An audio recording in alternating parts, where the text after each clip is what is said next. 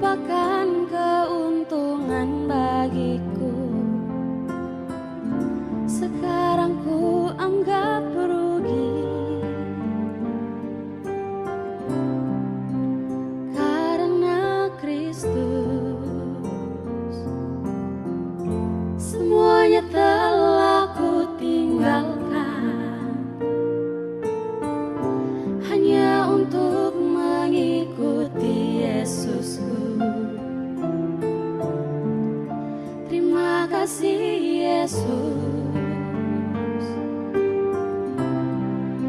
untuk panggilanmu, melayani bukanlah sebuah kesempatan dalam hidupku. Melayani Yesusku adalah keharusan dalam hidupku. Sekalipun di dunia ku tak mendapatkan kesenangannya, tapi ku percaya upahku dapatkan di surga. Semuanya telah ku tinggalkan, hanya untuk mengikuti Yesusku. Yesusku, terima kasih Yesus. Terima kasih Yesus untuk panggilanmu, melayani bukanlah sebuah kesempatan dalam hidupku. Melayani Yesusku adalah keharusan dalam hidupku.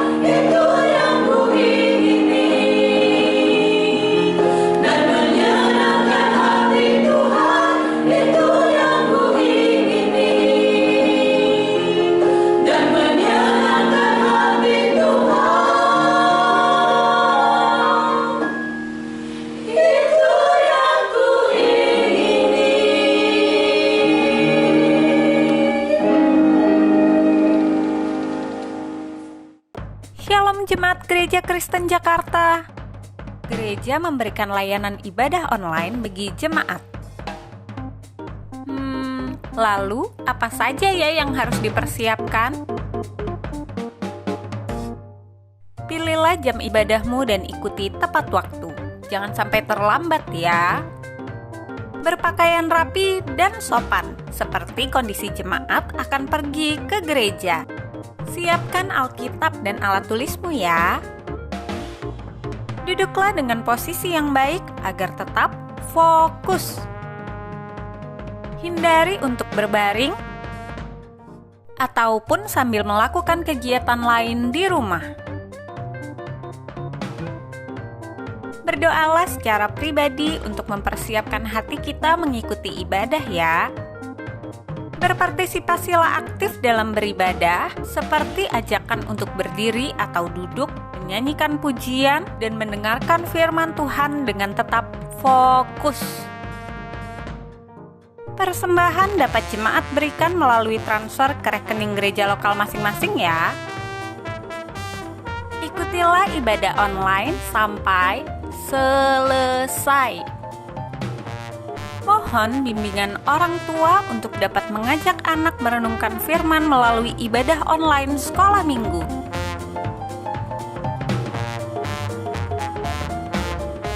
Selamat beribadah, Tuhan Yesus memberkati.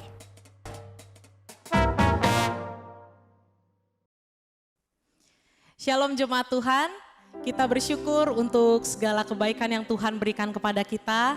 Kita diperkenan untuk meresponi panggilan Allah untuk beribadah bersama-sama. Walaupun masih dalam situasi tatap layar, kita bersyukur bahwa anugerah Tuhan tetap sama untuk kita semua dalam setiap keadaan dan di setiap waktu. Mari jemaat Tuhan, saya mengundang kita berdiri, kita mempersiapkan hati kita untuk beribadah kepada Tuhan dengan mengambil waktu teduh.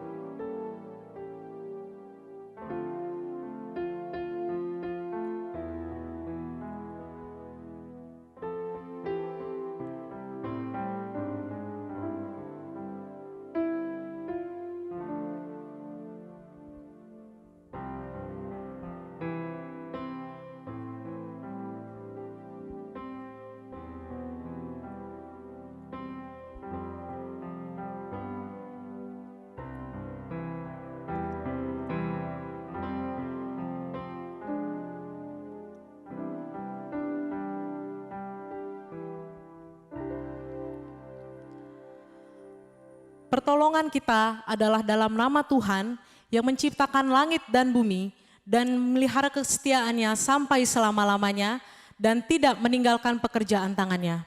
Ibadah ini dimulai di dalam nama Bapa dan Anak dan Roh Kudus. Amin. Hatiku siap ya Allah, aku mau menyanyi, aku mau bermazmur. Bangunlah hai jiwaku. Dengan tetap berdiri, kita mau beri pengagungan kepada Allah kita dengan menyanyikan Rajakanlah Yesus.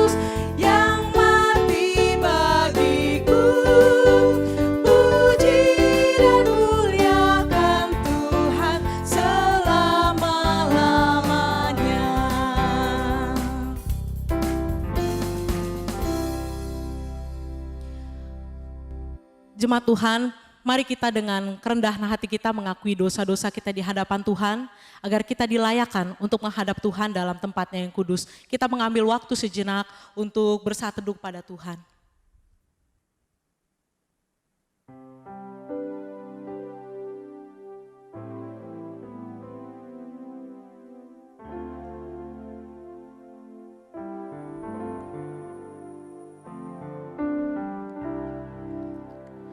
Terima kasih untuk segala kebaikan-Mu ya Tuhan. Terima kasih untuk pengorbanan-Mu bagi kami. Terima kasih untuk pengampunan-Mu yang Kau berikan kepada kami. Kepada kami yang lemah ini ya Tuhan. Melalui karya salib-Mu kami dilayakkan untuk menjadi umat tebusan-Mu, seutuhnya milik-Mu. Terima kasih untuk cinta-Mu yang tidak pernah berhenti dalam hidup kami. Saat ini ya Tuhan, biarlah hati kami, hidup kami, dilayakkan untuk menikmati persekutuan yang indah bersama-Mu dan hanya kepada-Mu saja. Biarlah Engkau saja yang ditinggikan, Engkau saja yang dimuliakan. Segala puji dan syukur kami naikkan kepada-Mu ya Tuhan, Allah kami yang hidup. Kami mengucap syukur dan berdoa. Amin.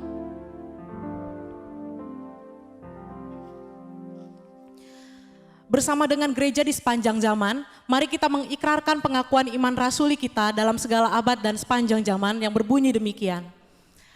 Aku percaya kepada Allah, Bapa yang Maha Kuasa, Halik langit dan bumi, dan kepada Yesus Kristus anaknya yang tunggal Tuhan kita, yang dikandung daripada Roh Kudus, lahir dari anak darah Maria, yang menderita sengsara di bawah pemerintahan Pontius Pilatus, disalibkan, mati dan dikuburkan, turun ke dalam kerajaan maut.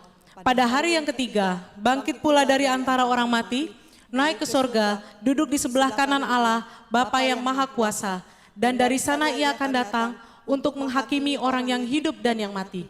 Aku percaya kepada Roh Kudus, gereja yang kudus dan am, persekutuan orang kudus, pengampunan dosa, kebangkitan tubuh, dan hidup yang kekal. Amin. Jemaat Tuhan dipersilakan duduk. Kita mau bersyukur kepada Tuhan di antara bangsa-bangsa. Kita mau bermazmur bagi Tuhan di antara suku-suku bangsa. Sebab Tuhan Maha Besar. Mari kita nyanyikan nyanyian ini dengan semangat dan sukacita.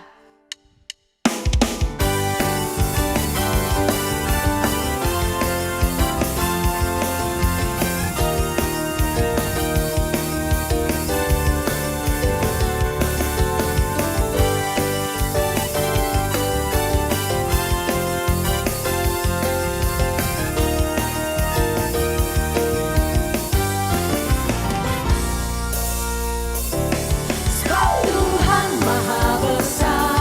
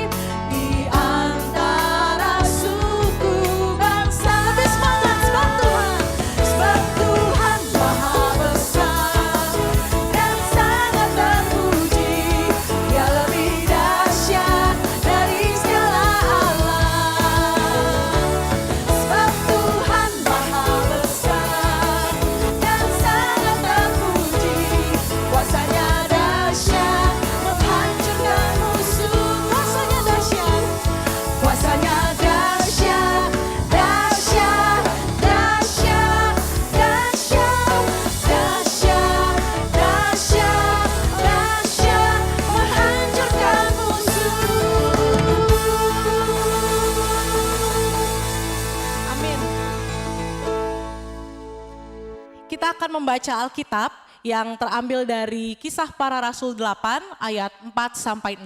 Kita akan membaca bersama-sama, kita mulai dari ayatnya yang keempat.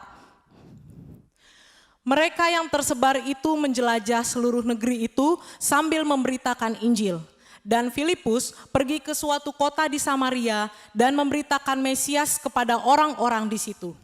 Ketika orang banyak itu mendengar pemberitaan Filipus dan melihat tanda-tanda yang diadakannya, mereka semua dengan bulat hati menerima apa yang diberitakannya itu. Amin. Firman Tuhan pada minggu ini akan diberitakan oleh Guru Injil Frans Pasaribu. Kita akan mempersiapkan diri kita untuk dibentuk melalui kebenaran firman Tuhan dengan mengangkat satu nyanyian Hidup Bagi Kristus.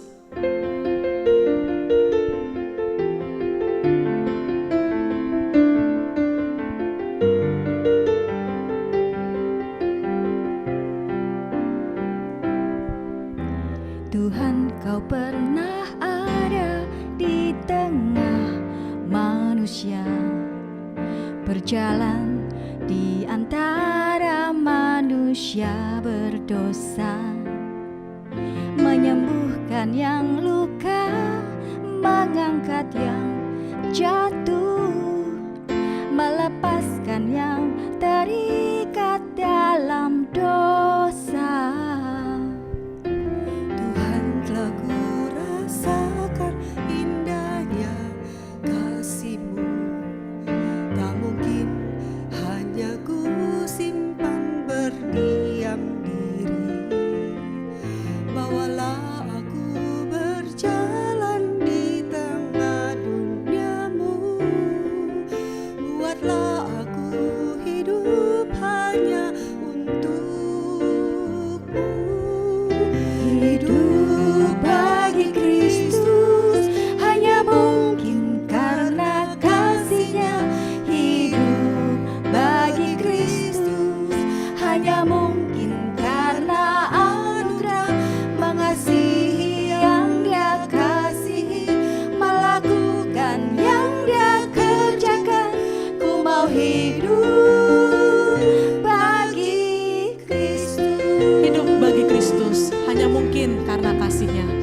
Hidup bagi Kristus hanya mungkin karena anugerah. Kita angkat nyanyian dari awal.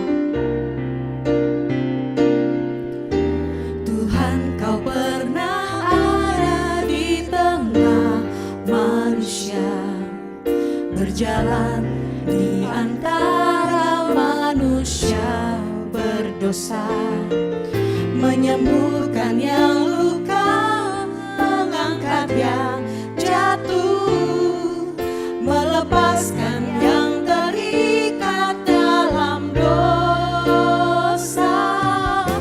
Tuhan, telah kurasakan indahnya kasih-Mu, tak mungkin hanya ku simpan berdiam diri. Bawalah aku berjalan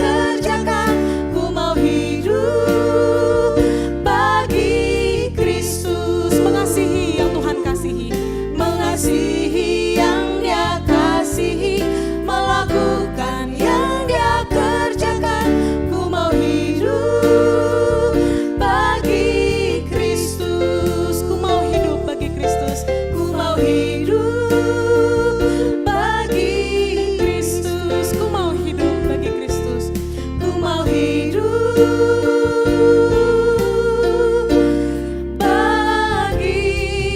Kristus.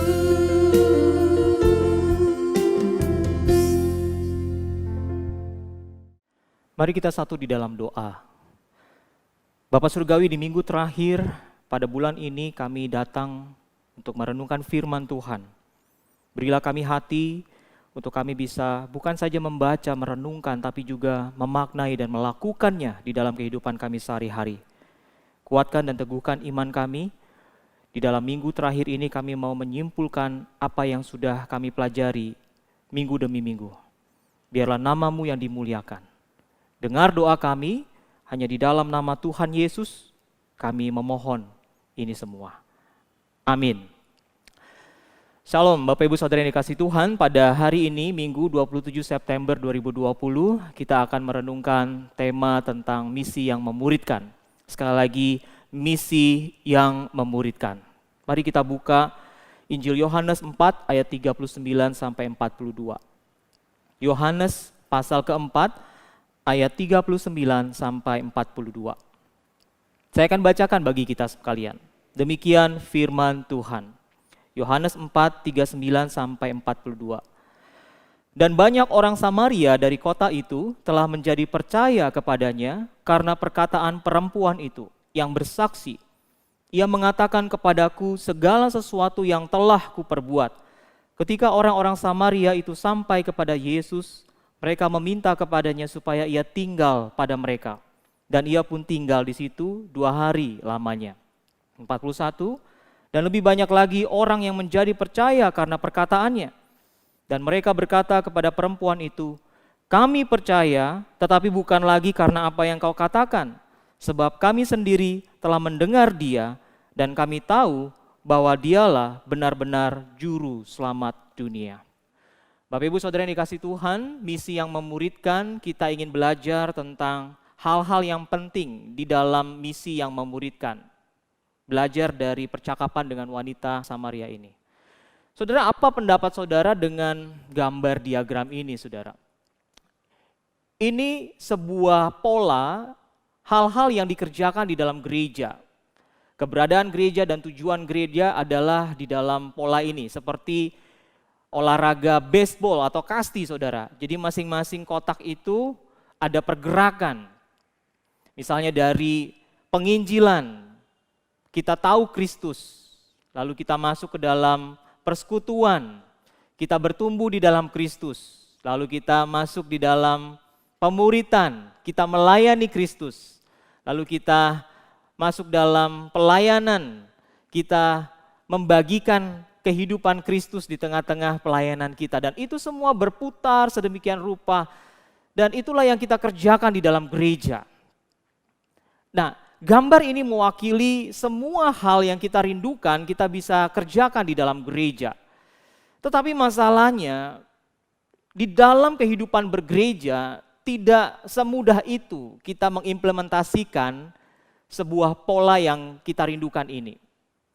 Karena di dalam perjalanan kita bertumbuh di dalam Kristus, seringkali kita melompat dari satu titik ke titik yang lain. Misalnya melompat dari persekutuan langsung ke pelayanan, saudara.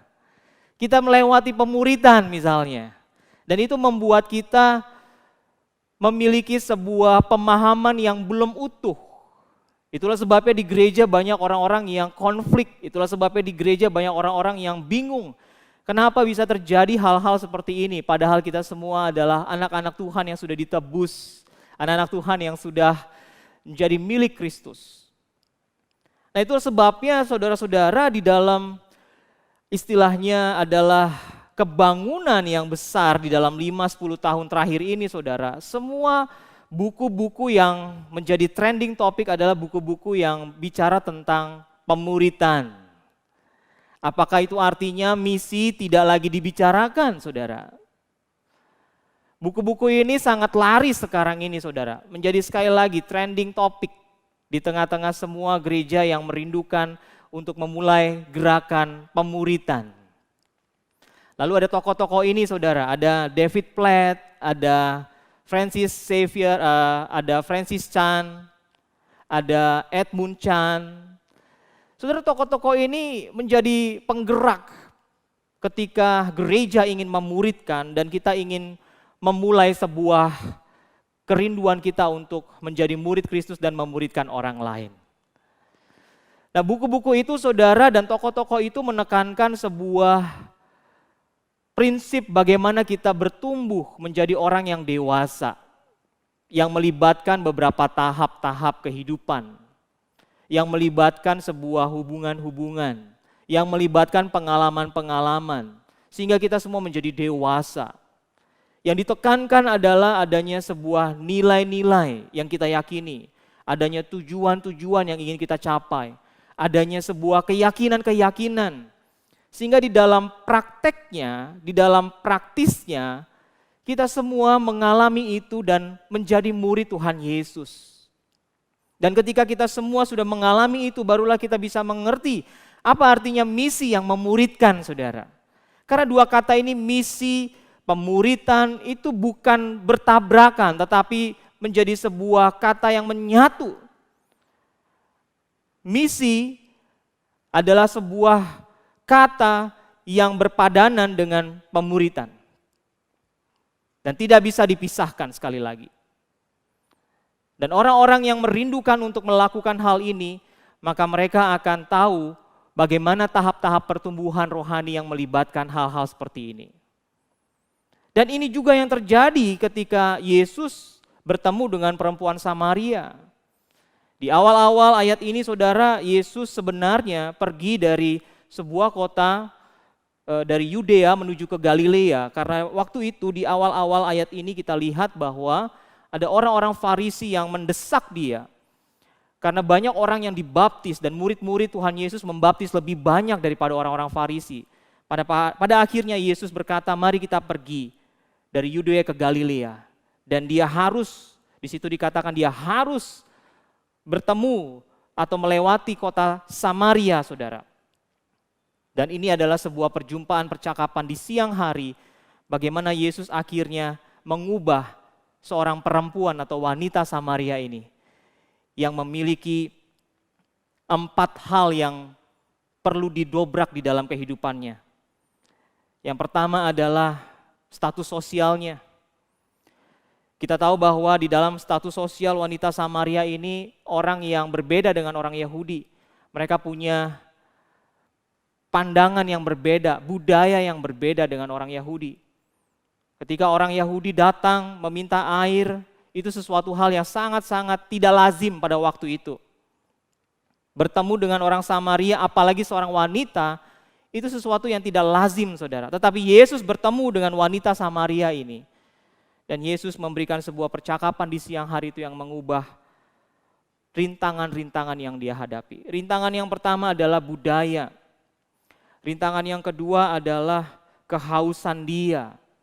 Pemahaman dia tentang yang selama ini dia tahu itu didobrak oleh Kristus. Rintangan yang ketiga adalah bagaimana dia menjadi seseorang yang akhirnya perlu diubahkan oleh air hidup itu di dalam percakapan oleh Tuhan Yesus. Sehingga perempuan Samaria ini sekali lagi memiliki pengalaman yang baru, saudara. Dia bertumbuh mengenal Tuhan melalui Kristus. Di dalam tahap kehidupannya, relasinya, pengalaman-pengalamannya. Sehingga dia mengalami sebuah transformasi. Nilai-nilainya berubah, tujuan hidupnya berubah, keyakinannya berubah. Sampai pada akhirnya dia pergi ke kampungnya, ke kota Samaria itu. Dan semua orang pada akhirnya bisa mendengarkan langsung. Bahkan ketika Yesus pun menginap di situ 2 hari lamanya, banyak orang percaya kepada Kristus. Nah itulah saudara sebabnya tantangan masa kini adalah sebuah yang namanya cultural intelligence, saudara. Izinkan saya menjelaskan hal ini. Cultural intelligence ini sangat-sangat penting untuk kita ketahui, untuk kita merubah cara pandang kita. Ada 3 lapisan, ada 3 layer di situ. Lingkaran yang paling luar adalah way of living atau cara kita hidup. Lingkaran yang di tengah, yang kedua maksud saya adalah way of behaving, cara kita bertingkah laku. Dan lingkaran yang paling dalam adalah way of thinking, cara kita berpikir. Nah, seringkali ketika kita bermisi, yang kita gempur adalah way of living, saudara. Yang kita gempur adalah way of behaving. Seharusnya di dalam misi ketika kita mau memenangkan orang bagi Kristus. Ketika Kristus melakukan percakapan dengan perempuan Samaria ini, dia menghantam way of thinkingnya. Dia menggempur lingkaran yang paling tengahnya, saudara. Karena kalau kita hanya menggempur lingkaran paling luar di permukaan, percayalah saudara, tidak akan ada perubahan. Karena kita hanya menyentuh permukaan saja. Nah, apa itu way of living? Contoh-contohnya. Apa itu way of behaving? Apa itu way of thinking? Dan itu yang perempuan Samaria ini ungkapkan kepada Kristus di dalam percakapan di sumur itu, saudara. Way of living itu bicara tentang makanan, bicara tentang pakaian, bicara tentang bahasa, bicara tentang musik, perayaan, selebrasi. Ketika kita mendapatkan sebuah pencapaian, wisuda, promosi kenaikan jabatan, ulang tahun, waktu kita berkaitan dengan hal-hal yang kita kerjakan. Ini adalah sebuah way of living dalam bentuk sebuah budaya yang membuat kita menjadi orang-orang yang seringkali terpengaruh oleh hal ini. Nah, ketika perempuan Samaria ini punya way of living, dia tahu bahwa orang-orang Samaria itu hanya mengakui satu nabi, yaitu Musa. Mereka taunya menyembah itu di Gunung Gerizim. Mereka tahu mereka tidak berhubungan, berelasi dengan orang Yahudi. Saudara, itu sudah bertahun-tahun di dalam benak mereka menjadi sebuah way of living. Dan itu sebabnya Tuhan Yesus tidak menggempur hal-hal ini. Karena hal-hal ini hanya bersifat di permukaan, Bapak Ibu Saudara. Apa itu way of behaving atau cara dia berperilaku? Itu bicara tentang apa yang benar, apa yang salah. Itu bicara tentang etik, bicara tentang keputusan-keputusan, siapa mengambil keputusan tertinggi. Pada konteks itu wanita, saudara, direndahkan sekali. Itu sebabnya wanita perempuan Samaria atau wanita Samaria ini, dia tidak memiliki nama. Karena dia mewakili semua wanita di dunia ini yang tidak punya akses untuk mengekspresikan haknya. Way of behaving ini juga bicara tentang ekspresi kasih. Seperti apa yang tepat untuk dilakukan. Bagi wanita ini dia heran. Mengapa ada seorang Yahudi yang mau berbicara kepadanya, bahkan minta minum kepadanya. Bicara tentang apa yang adil dan tidak adil. Bicara tentang tingkah laku yang seringkali dipengaruhi oleh sebuah lingkup budaya di mana seseorang tinggal, saudara. Nah, ini yang perlu kita sama-sama pikirkan dan renungkan. Karena bicara tentang masa lampau, budayanya seperti itu. Tetapi bicara tentang masa kini, ketika kita mau melakukan misi yang memuridkan, kita harus punya sebuah cara berpikir yang utuh seperti ini. Sehingga kita tahu ketika kita melakukannya, kita bukan hanya berinteraksi dengan way of living atau way of behaving. Cara hidup atau cara tingkah laku orang-orang yang ada di dalam lingkungan kita. Tetapi yang penting adalah way of thinkingnya, saudara.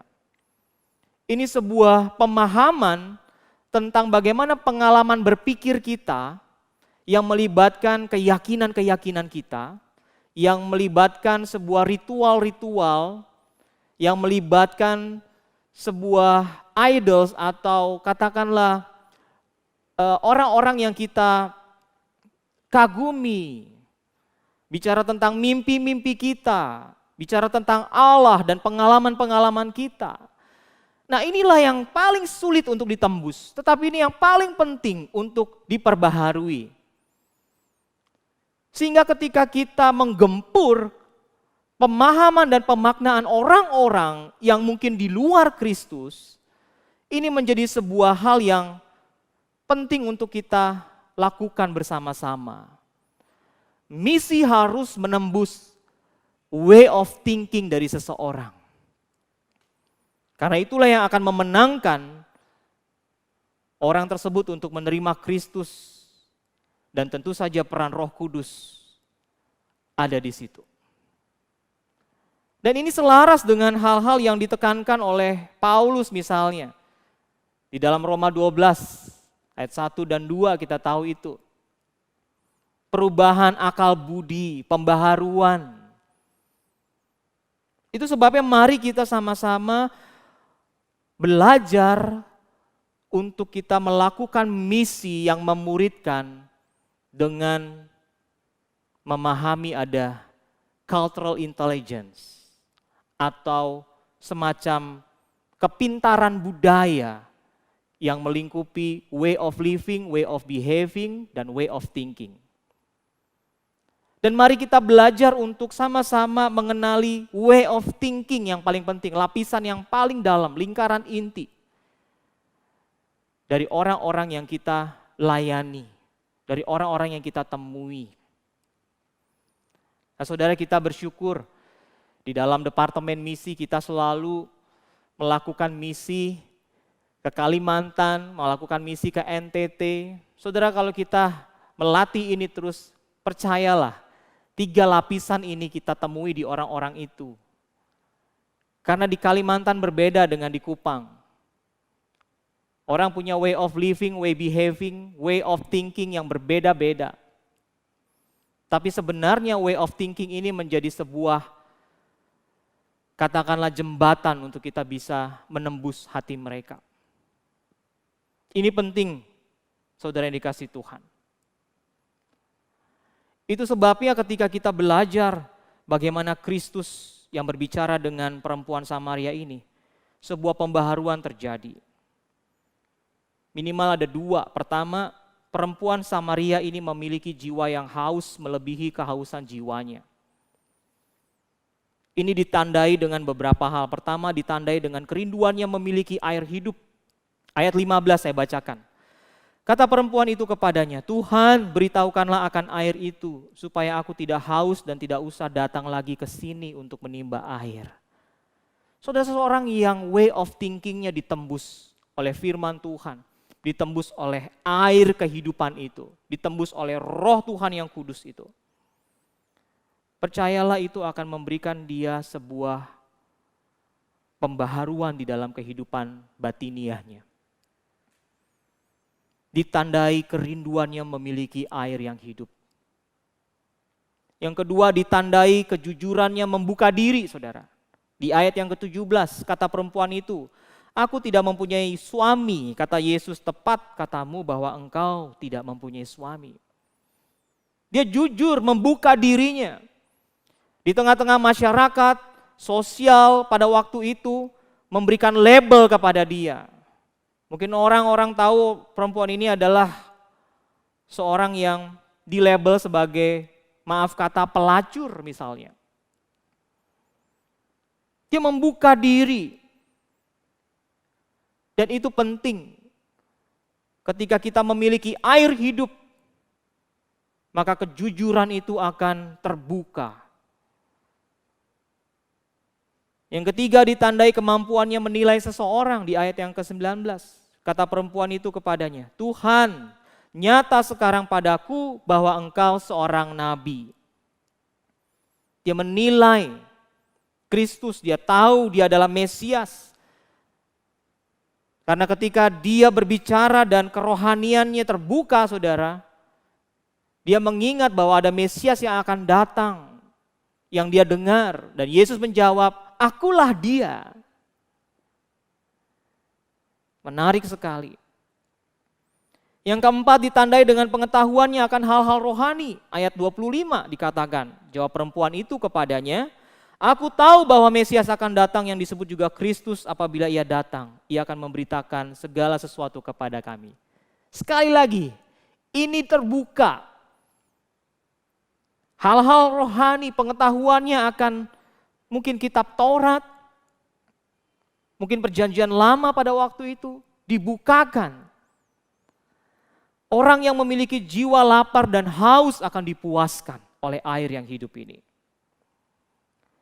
Sekali lagi, lapisan yang paling terdalam, way of thinking dari perempuan Samaria ini atau wanita Samaria ini, itu disentuh oleh Kristus. Dan akhirnya dia mengalami transformasi. Ia memiliki jiwa yang haus melebihi kehausan jasmaninya. Yang kedua, ia memiliki kerinduan yang menyala-nyala. Sekali lagi, kerinduan yang menyala-nyala untuk memberikan apa yang ia terima dari Yesus. Ayat 28 sampai 29 yang kita baca, saudara, maka perempuan itu meninggalkan tempatnya di situ lalu pergi ke kota dan berkata kepada orang-orang yang di situ, dia katakan, "Mari kita lihat, di sana ada orang yang mengatakan kepadaku segala sesuatu yang kuperbuat." Mungkinkah dia Kristus itu? Dia punya kerinduan yang menyala-nyala, saudara. Ia segera pergi memberitakan apa yang ia terima dari Yesus. Berikutnya ia menceritakan yang ia alami, bukan yang dialami orang lain, tapi yang ia alami. Di sana ada orang yang mengatakan kepadaku segala sesuatu yang kuperbuat. Mungkinkah dia Kristus? Dia menceritakan, saudara. Hasilnya hampir seluruh kota Samaria percaya kepada Yesus. Ayat 39. Dan banyak orang Samaria dari kota itu telah menjadi percaya kepadanya karena perkataan perempuan itu yang bersaksi, ia mengatakan kepadaku segala sesuatu yang kuperbuat. Saudara, ia seorang penginjil pertama dari Samaria yang sekali lagi way of thinkingnya dimenangkan oleh Kristus. Nah, kembali kepada kita saat ini. Ketika saudara dan saya bergumul, bagaimana kita bisa melakukan misi yang memuridkan di tengah-tengah konteks gereja seperti gambar diagram tadi, saudara. Mari kita datang dengan sebuah hati yang baru bahwa Allah ingin memperbaharui kita bukan hanya di level permukaan, way of living, way of behaving, tapi way of thinking yang paling penting. Bukalah akal budi kita, pemahaman kita selama ini yang mungkin sudah terbentuk dengan air hidup itu. Firman Tuhan, Roh-Nya yang kudus. Saya percaya saudara dan saya akan mengalami pembaharuan demi pembaharuan. Misi yang memuridkan, memberikan kita kekuatan untuk kita bisa melihat bagaimana Kristus memiliki divine appointment kepada wanita Samaria ini. Dan dia mendobrak segala penghalang-penghalang dan tantangan yang dihadapi sampai dia memperbaharui hati dan pikiran wanita Samaria ini.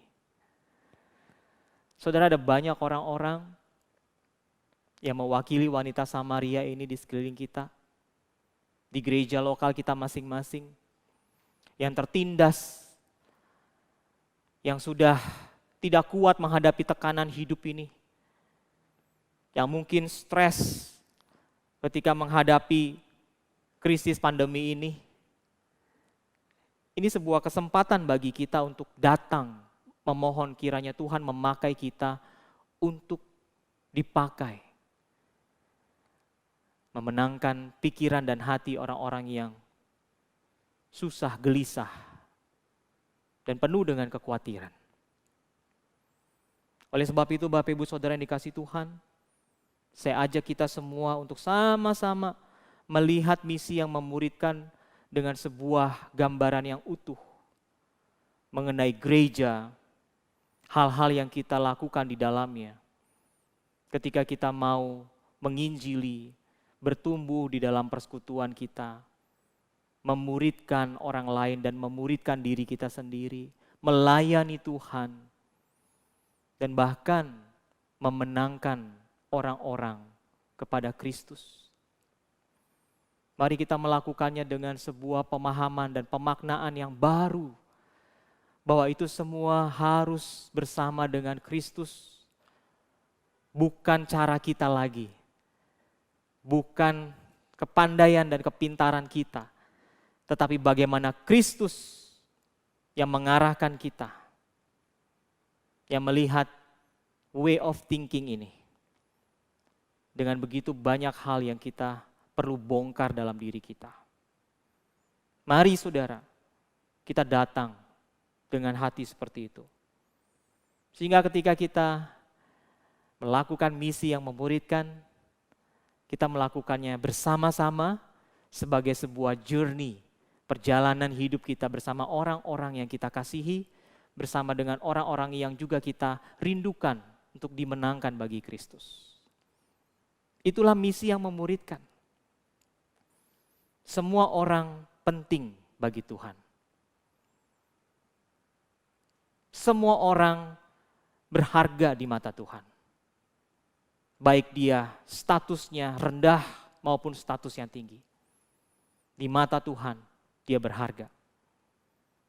Itu sebabnya kita mau menutup bulan misi ini dengan sebuah tekad bersama untuk melakukan misi yang memuridkan di dalam relasi kita dengan Tuhan.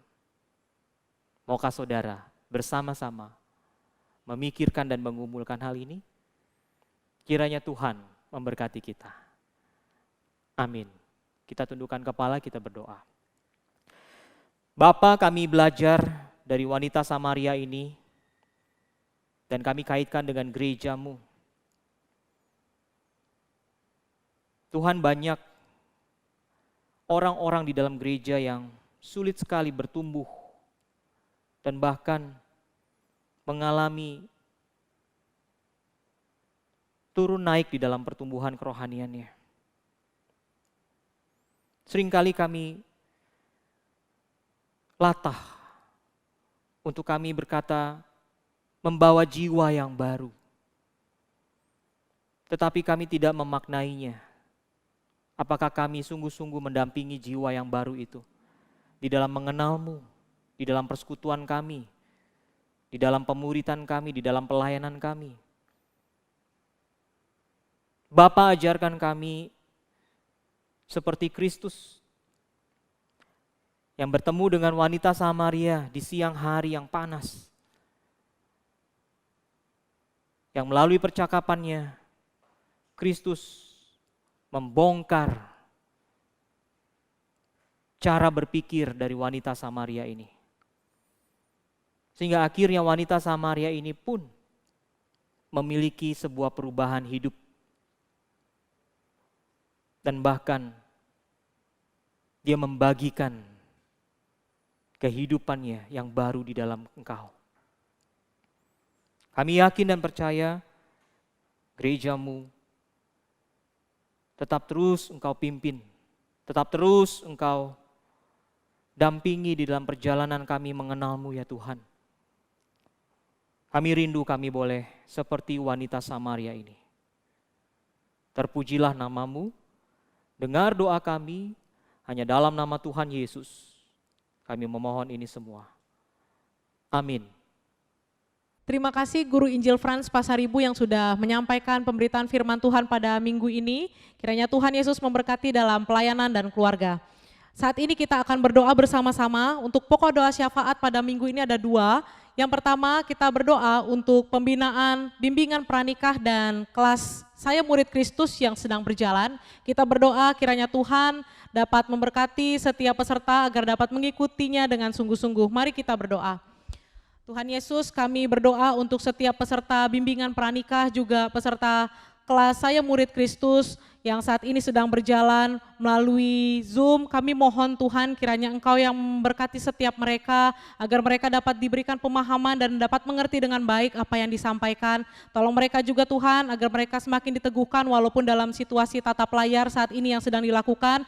Mereka tetap memiliki semangat dan keteguhan hati untuk lebih mengucap syukur dan percaya kepada Engkau saja. Di dalam nama Tuhan Yesus kami berdoa dan bersyukur. Amin.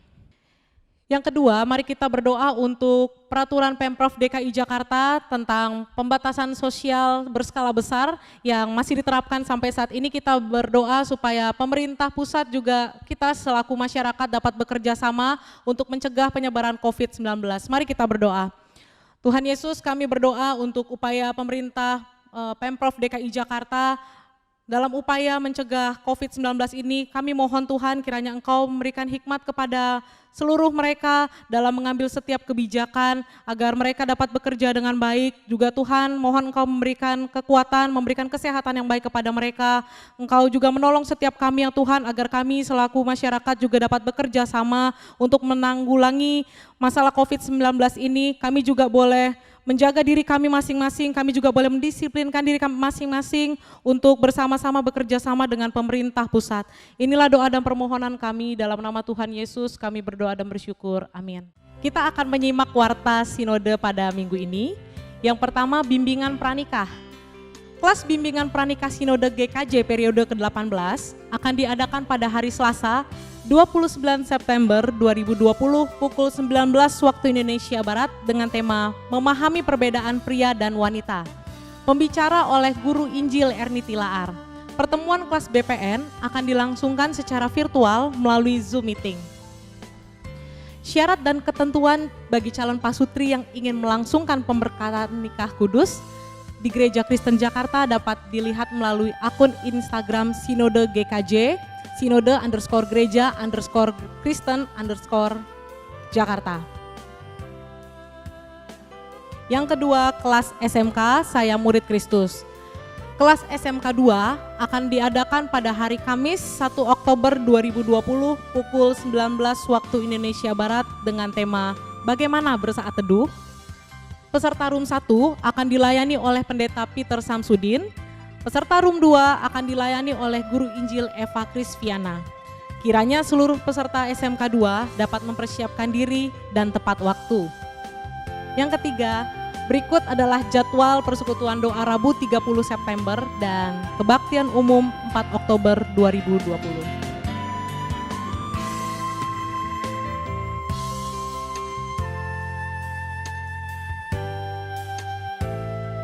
Shalom, Jemaat Gereja Kristen Jakarta, saya Pendeta Elisa Istianto, mewakili para gembala sidang Sinode Gereja Kristen Jakarta, hendak menyampaikan hal-hal mengenai persiapan dan pelaksanaan perjamuan kudus di rumah masing-masing yang akan berlangsung secara virtual. Yang pertama, mengenai persiapan. Setiap pemimpin keluarga, baik suami atau istri, papa atau mama, maupun anggota keluarga yang dianggap dewasa secara rohani, dapat mengajak anggota keluarga sehari sebelum atau beberapa jam sebelum perjamuan kudus secara virtual dimulai untuk membaca dari 1 Korintus 11 ayat 26-29 dan mengoreksi hati masing-masing di hadapan Tuhan. Setelah itu, mengajak anggota keluarga merenungkan makna perjamuan kudus sebagai anugerah dari Tuhan untuk mengingatkan kita bahwa penebusan dan pengampunan dosa hanya kita terima melalui penderitaan kematian Kristus di salib dan kebangkitannya. Bahwa penyertaan Tuhan atas hidup kita pada masa kini nyata terjadi melalui Roh Kudus yang memenuhi kita. Bahwa pengharapan hidup kekal telah Tuhan sediakan bagi kita yang percaya kepadanya. Setelah itu, menutup dalam doa memohon belas kasihan Tuhan atas kita orang yang berdosa. Yang kedua, mengenai pelaksanaan. Roti dan anggur perjamuan telah dipersiapkan di rumah Anda masing-masing dan dapat ditaruh di baki atau sejenisnya sebelum dibagikan kepada anggota keluarga. Setiap pemimpin keluarga atau anggota keluarga yang dianggap dewasa secara rohani dapat membagikan roti dan anggur kepada anggota keluarga sesuai dengan instruksi dari gembala sidang yang memimpin perjamuan kudus secara virtual. Demikianlah pengarahan ini kami sampaikan kepada Anda. Mari persiapkan hati untuk menerima perjamuan kudus dari Tuhan. Tuhan Yesus menyertai kita semua. Demikianlah Warta Sinode GKJ hari ini. Terima kasih atas perhatian Bapak, Ibu, dan saudara-saudari. Tuhan Yesus memberkati.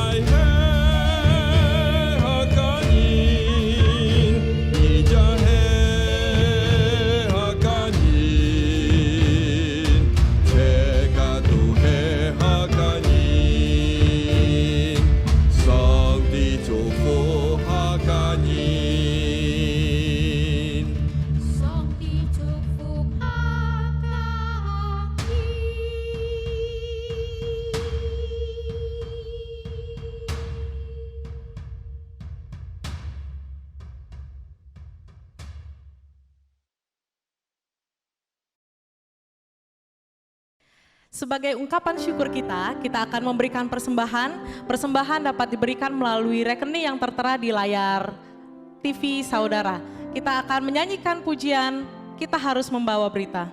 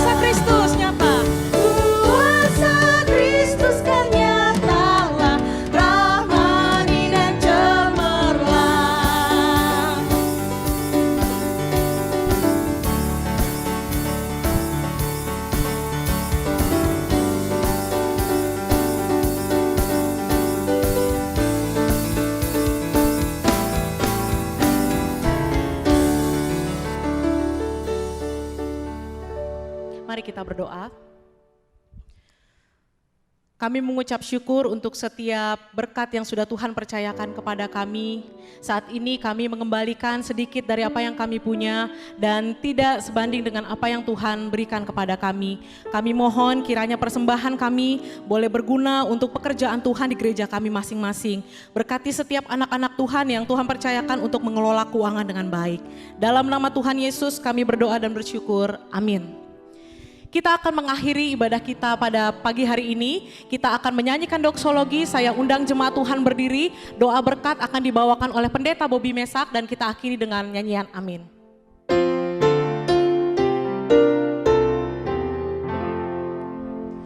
Puji Allah Bapa Putra, puji Allah Roh Kudus, ketiganya yang esa.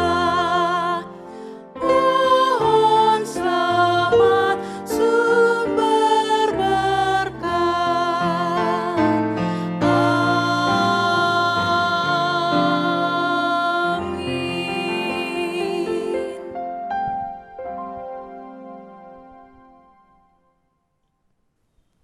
Jemaat Tuhan, mari arahkan hati dan pikiran kita kepada Allah dan terimalah berkat-Nya.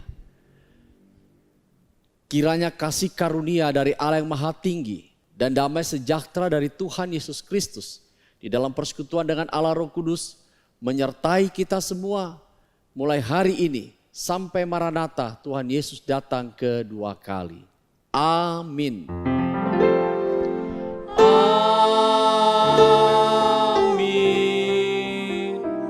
Amin. Amin.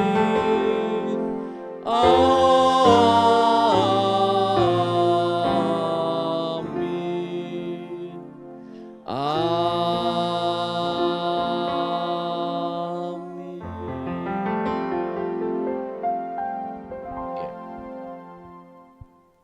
Silakan duduk saat teduh. Ibadah selesai, Tuhan Yesus memberkati kita semua.